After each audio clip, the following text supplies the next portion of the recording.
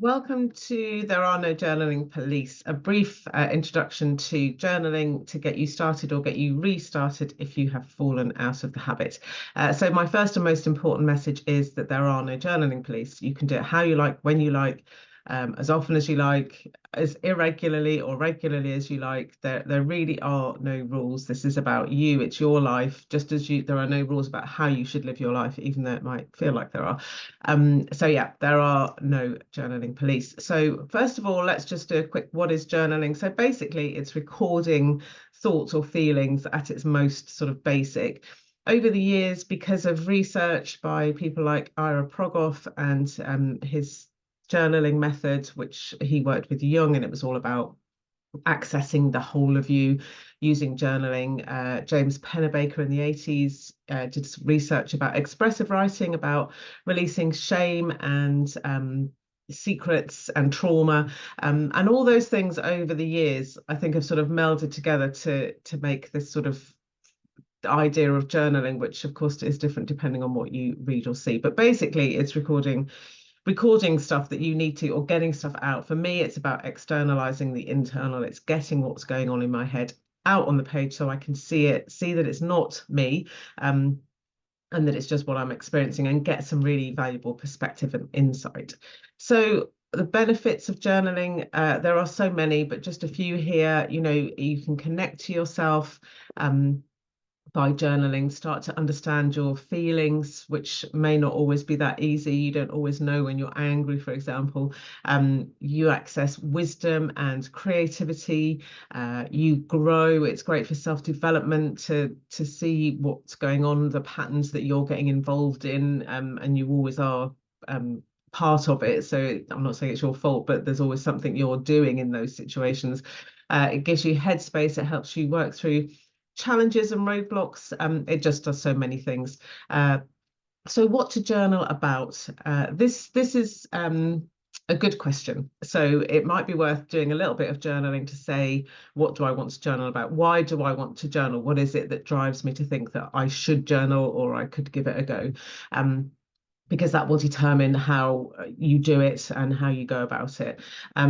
People journal for all kinds of reasons. They want to record their traveling. They want to just express themselves. They want to get stuff out. That's, I call that medicinal journaling, which is about going, I'm anxious, pick up a pen. What am I anxious about? What's going on? People want to journal about food. People do art journaling, where it's much more sort of scrapbooking and using color and art to express yourself. There's so many different ways, and then there's things like 5-year diaries, where it's just a word or a sentence to capture that day, and then you can look back over the years and compare. There's lots of different ways to journal, but as I say, depending on what you want to get out of it, depends on what you journal about. So have a think about that, but you don't have to know. Just pick up a pen and start. So yeah, that's that. Materials, yeah, that beautiful notebook that sits there untouched with all that pressure is going to remain that way, probably. Use scrappy paper that's been used for something else. Buy cheap nasty notebooks have got a purpose, and especially when you start journaling and you're worried about doing it right and what you should be writing. If you buy a cheap notebook, it has no expectations of you, unlike the beautiful notebook. I have loads of these lovely notebooks, and I may or may not, every now and then I pick one up and I think, right, I'm gonna write new, and I do, and that's fine. But yeah, have your scrappy ones too. Papermate flares are the best pens, based on my research, and I have tried them all. They're really nice to hold. They're easy on the hand if you're doing a lot of writing, because they've got a felt tippy sort of nib. And they come in loads of great colours, so what's not to love? Handwriting versus computer, laptop. There is research to say we're more embodied when we write by hand. There's a hand-brain connection. We're more honest on the page. There is research to say that actually it's better. But when I was in my old corporate job, if I needed to vent about something, or if I needed to quickly coach myself about something, I would just open a document on my computer, get it all out, and then delete it, and it's done. So that's totally circumstantial what works best, but I do try and journal using my pen and paper, mainly because it's screened less screen time. I mean, and that's obviously a great benefit of using handwriting, but it's whatever works for you. It's better that you do it and not do it the best way than not do it at all.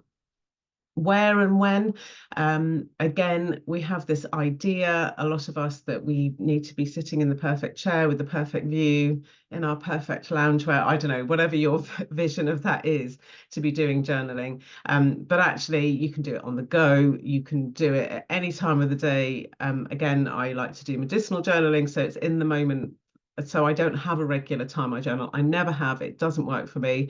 Lots of people talk about Julia Cameron's morning pages. I hated it.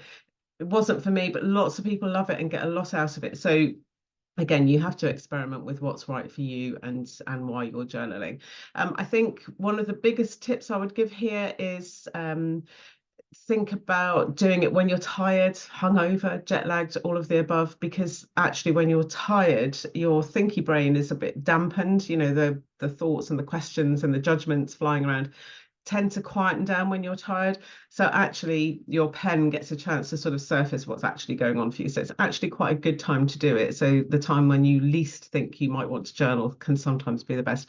Again, that sort of first thing, a lot of people say, I'll do it first thing in the morning. I can surely do 10 minutes, half an hour first thing in the morning. Well, for me, it's the last time I'm going to do it because I've got energy. I want to be doing stuff. And yeah, so I tend to do a bit of journaling after lunch, or try and do a bit of meditation after lunch when I'm a bit tired, a bit more relaxed and not in that energy do sort of mode. You could argue that's wrong, but for me it works and I'm happy with that. So again, give it all a go. Confidentiality, there are different approaches to this. Some people think I don't give a stuff if people read my diary. That's fine.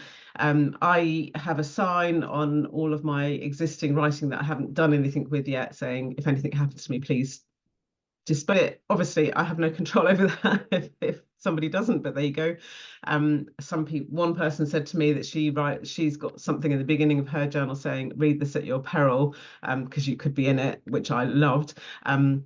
But it's about finding what's right for you. If you don't give a stuff, great. If you do give a stuff, then think about what you're writing, think about what you're keeping. The fact of the matter is somebody could at some point read it. It's possible. And there's no point in pretending that that's not a possibility. So decide what you want to keep. And yeah, it's up to you. So also, if you want to handwrite the more sort of ranty stuff, if you like, you could write on existing words. So buy a cheap book from the charity shop, a novel or something, and just write over those words, because that protects your words, but you're still getting it out, and you're still having that experience. So it can work, but as you've probably worked out by now, work out what's right for you. And then I always shred all of mine or stick it on a bonfire. Whatever's available at the time, because I don't like to keep my diaries. Some people do. Again, up to you. Speaking out loud is really powerful. I think for me, how I think about it is that there's a real magic in talking to a person and sharing something. It's different in a way. I just don't know. I don't have the words to describe what happens, and I don't know what happens, but it's magical in that the release you get is quite something. But if you can't do that because it's difficult or because you don't have somebody to hand, whatever, speaking out loud the words you've written can be so powerful, even if you're just on your own, even if you say it out quietly to yourself. It's almost like those words bring energy out with them and it releases something, and you then hear yourself saying the word you're saying, and that can give you extra insight and perspective. So give it a go if you feel comfortable. It can be really powerful, and if you're doing it with somebody else, even better. Permission is always a big one. Have you got permission to write about yourself, to be indulgent, to be, all those judgments? Navel gazing, blah blah blah. For me, you have to give yourself permission. Basically, write yourself a permission note, and I mean literally write yourself a permission note. And you can use this in other areas of your life as well. But literally write permission. I have permission to express myself, to have these feelings, to get them out, so that I can do something about them. Whatever your permission needs to be, give it to yourself, because that can get in the way. So just some really basic quick tips to get started. So ignore advice, ignore my advice. You might want to say, actually, there is a right way to do it and I want to do it that way. Fine. If that works for you, absolutely do it. Start small. If I had a penny, honestly, for every time somebody said I can do half an hour every morning, that's not too much to ask. Well, it is too much to ask because those sorts of habits are really difficult to incorporate into a busy day. So start with 5 minutes, start with a minute, start with one word even, because once you're in that position, you might end up writing something else. But if you give yourself a really impossible to not achieve goal, you're much more likely to do it, which will then encourage you to do it more. If you set yourself a goal, yes, you might do it for a week, but you'll fall off because it's too high a goal, and then you just end up not doing it. So it's all about finding a way that actually helps you to do it.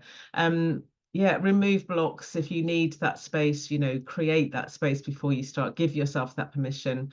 Some really easy prompts to use. I noticed is one of the most interesting prompts because it really does seem to tap straight into stuff that you might have forgotten about during the day. So I noticed is great. I felt, I did, I heard, I saw, I'm grateful for. Obviously, gratitude is something people use journaling for a lot. All these things you can use, and yeah, whatever works, whatever works for you. Yeah, and then a prompt, an onward prompt, and I'm a big fan of this. Read back what you've written, circle anything that's interesting, even if it's just a word. And use that as your prompt the next day, or even again, in that moment, you might want to carry on because that can be really interesting. It can really dig into something deeper. Questions, as I've mentioned, what excited me, what bored me, what drained me, depending on what you are focusing on at that time. And you can use a different prompt for each day. It doesn't have to be the same thing every day, and it can be quite a useful way to structure it if you're just starting out. Even if you don't do it every day, just pick a prompt for each day. So thanks for tuning in. I really hope this was helpful. You can sign up to my mailing list and receive a free copy of There Are No Journaling Police, which is basically this advice in a bit more detail.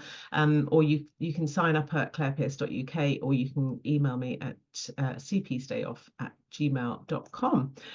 So it's time for you to give it a go.